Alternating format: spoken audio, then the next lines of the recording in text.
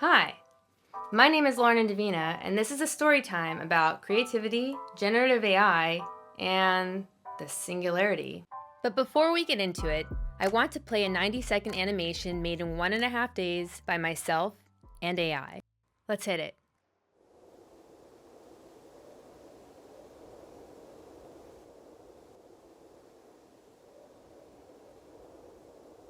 Our senses awaken when a tsunami draws near.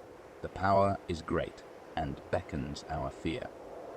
An inevitable encounter, its presence felt in the gust. Our past tranquility lingers as if to adjust. It moves quickly and takes center view. A new age of progress, one to pursue. This tsunami of change will bring strength and surprise. Hold tight to your courage and open your eyes. Step into the light, embrace every rise and fall. For this is the wave of evolution, and its power is here for us all. Fear not the future, for it yields untold hopes. Prepare yourself for this journey and feel the warmth of its scope. For with artificial intelligence we can now explore. Unlocking potential only enhances our core. So brave the dawn and be ready to ride. Forge a path through the storm and courageously stride. Choose this new world and be transformed anew. An adventure awaits, so bravely take the plunge and pursue.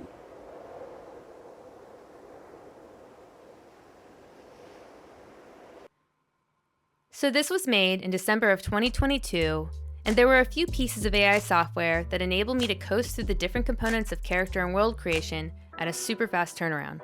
The first is copy.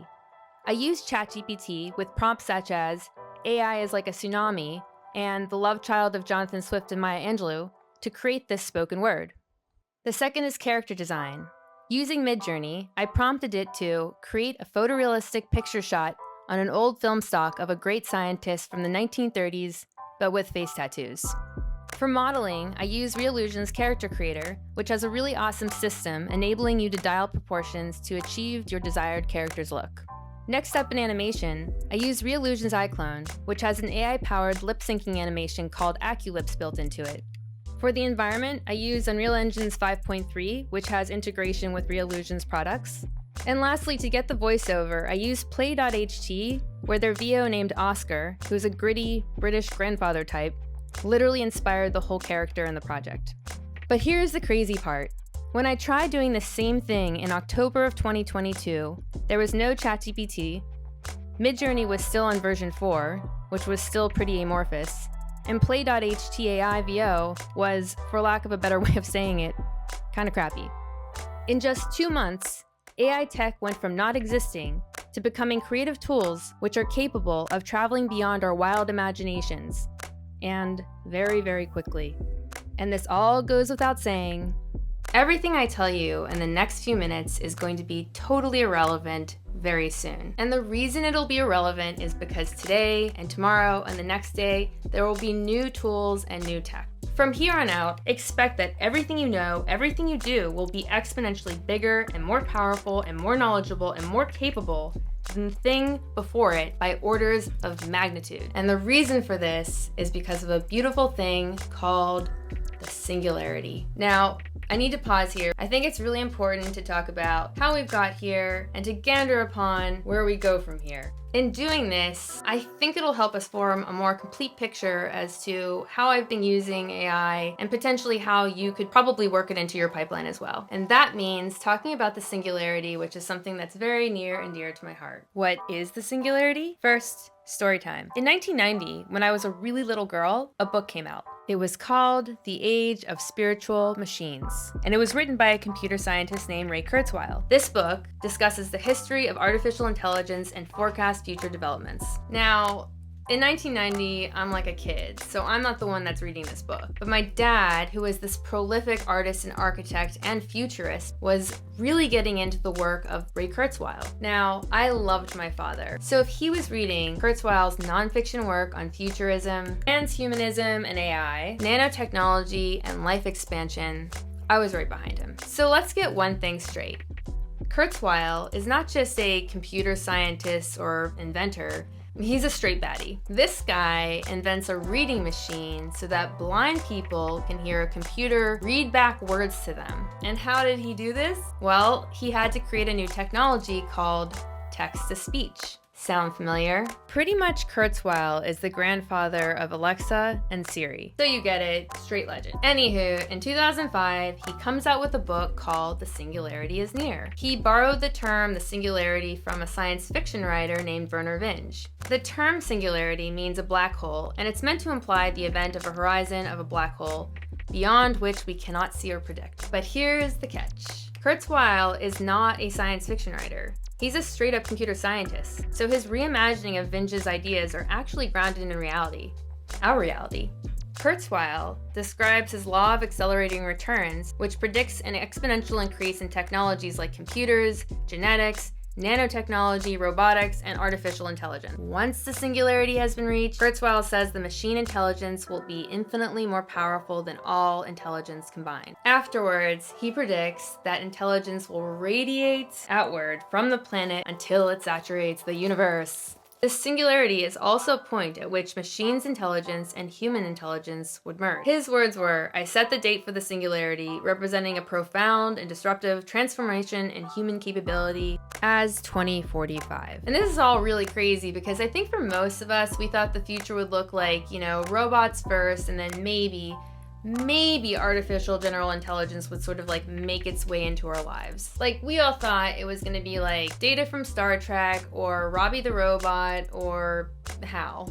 But outside of the amazing work done at Boston Dynamics, robots are still robotic. We haven't perfectly synthesized skin, and if you saw a robot today, it doesn't look very human yet. But instead, AI came for creativity first, which seems unthinkable because in order to be creative, you have to be clever and form relationships and have experiences in the world that lead you to the conclusions creatively that make things meaningful and divine. You have to be able to understand what it's like to sit in sun, or to feel warmth, or to feel cold, or to feel love, or to be heartbroken. You have to understand why we find dogs and cats who are like weird little fluffy creatures wandering around cute, or why we create memes and unilaterally feel that they're funny. But here's where we have to return to our good old friend Ray K, because he's the one that's predicting all of this, right? Ray K is obviously the OG AI guy. TLDR, Ray K is not surprised that we have discovered generative AI and are suddenly thrust into the future.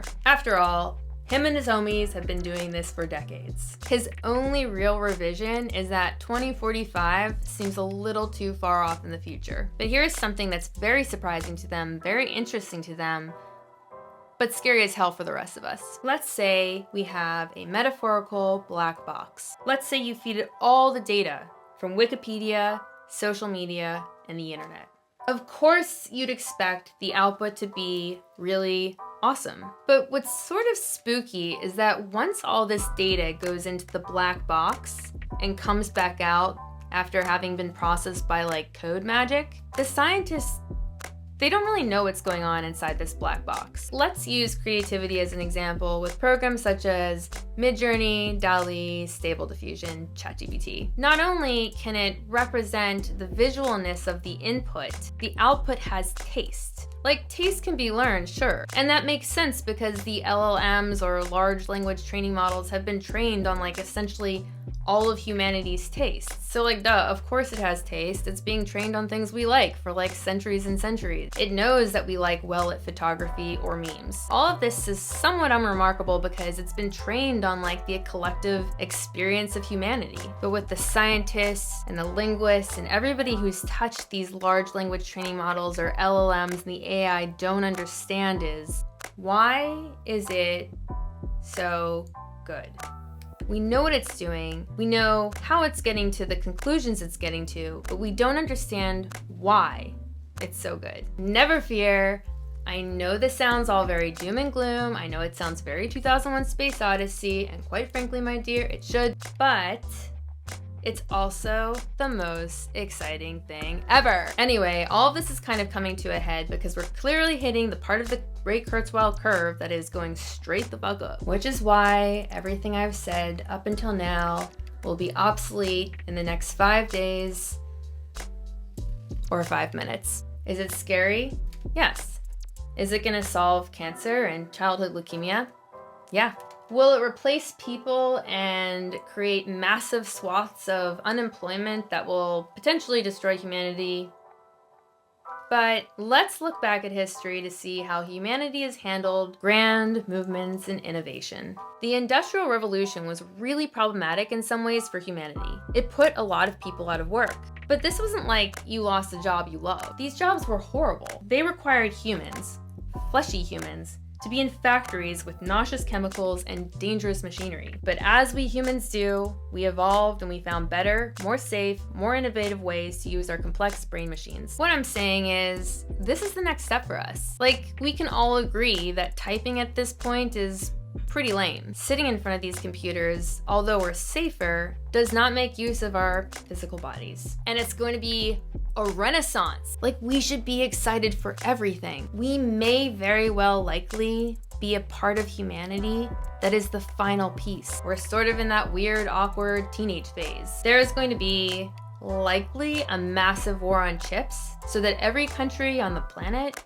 can duke it out to see who can control the Earth and the universe. But guess what's also coming? VR, seamless integration of virtual lands in our own eyeballs. AR, friends and loved ones across the world living like holograms in our living rooms. We're going to be building a future that is so unimaginable because it is so beautiful and so big and so unknown. Pardon my hyperbole. I just can't help but spread the contagion of positivity because how lucky are we? I also want to address something I've been seeing a lot on my socials, which is a real fear and uncertainty.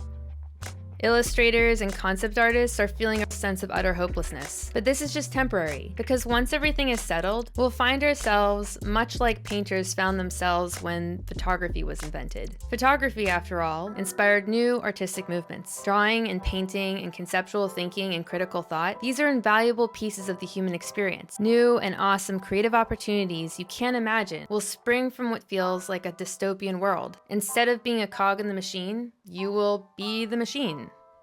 But a better one. What I'm saying is, you will be the author of your own creative path. And now, back to the creative perspective and what I'm doing with it. Since Midjourney and DALL-E and Stable Diffusion and ChatGPT and many others have emerged, I mean, my personal life has taken turns I never even dreamt of. How am I using it? Mostly today, like everybody else, to explore my mind quickly. Specifically, I've used it to create bespoke poetry and an animation I was able to make in 2 days. And I also see it as sort of a tsunami. It's like you can see it in the horizon, you're like, everybody, hey, check it out, like grab your surfboards, let's go. I used AI to brand an internal initiative for Partisan. At the time, I was using Midjourney 3. And it just would not make a snail. So I decided to draw the snails. But I was unhappy with my snail drawings, they just seemed super soft and bland, and a great colleague of mine recommended that I feed my snail drawings into Midjourney. And this was before the blend feature was introduced, so this was exciting territory. Sure enough, I plugged my snail drawings in, along with other various camera lensing and pencil techniques, along with styles similar to The Rabbit's Wedding or Roald Dahl or Shel Silverstein, and voila! Snail masterpieces. Weird, but cool. Note, never use just one illustrator. If you use one illustrator, it will jack that illustrator's style. If you use 10 illustrators, it'll create a computational mess, and if you blend them with your original drawings, it'll make something pretty unique. The crazy thing about AI as well is that it starts to look a lot like your own art.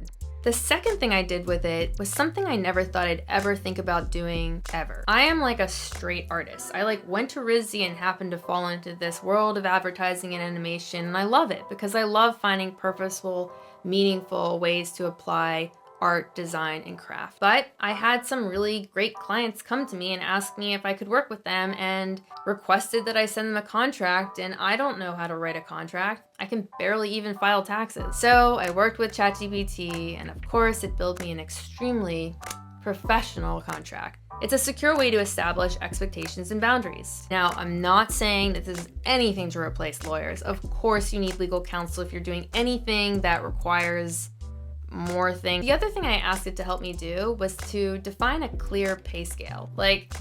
I legit hate talking about money. I always have. I just want to create art. But money is important for a few reasons, like a girl's gotta eat. But more importantly, it sets a precedent. If I know my value, I need to be paid my value so that those that come after me get paid their value as well. Which begs the question, how do I know my value? Well, that's a really good question, Lauren. Why don't you ask ChatGPT? And while you're at it, ask it to add some inflation, because that's where we are now too.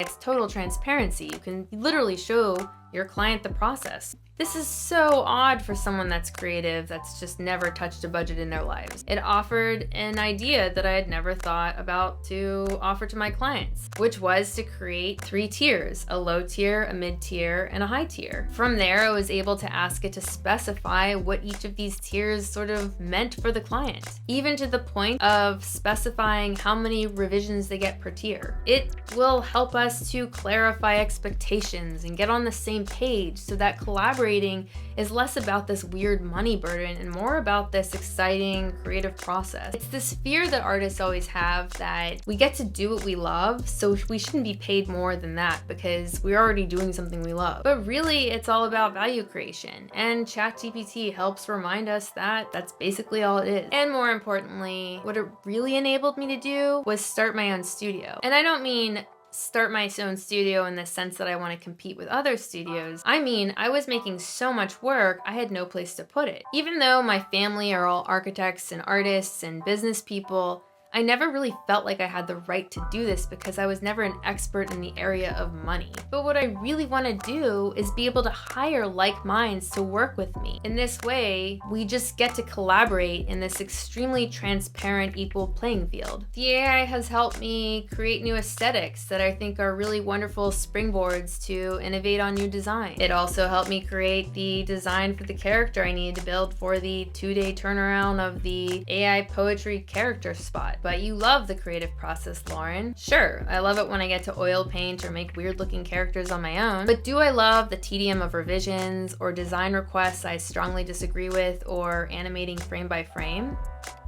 No. And of course, I gotta address the controversy. I don't think AI should be sampling from a single artist style or body of work. But the truth is, that's not really what it's doing. Think of the black box like a brain. There's inputs, there's outputs. The brain does a whole lot of computing in between, and it's not singularly representing one person's work or style. But we all do have a social responsibility to not jack each other's styles off. So please, do not put in the style of. It's just not the right thing to do. Generative AI helps me and others work faster, more confidently, and more collaboratively. The thing is, AI isn't going to build this for us. We're going to be building with AI. This will mean that people have jobs they never thought were possible. Jobs that bring more meaning and more purpose and more excitement to their lives. Things always get better. Nothing I've said is going to be relevant soon, because you're just here for a tiny little blip of time on this super, super small shred of the timeline of humanity. Why not use tools that help you enjoy and discover more? That's really the entire essence of our existence. And then once we're done here, we get off this timeline, we leave it for the next people to enjoy, and who knows where the curve goes.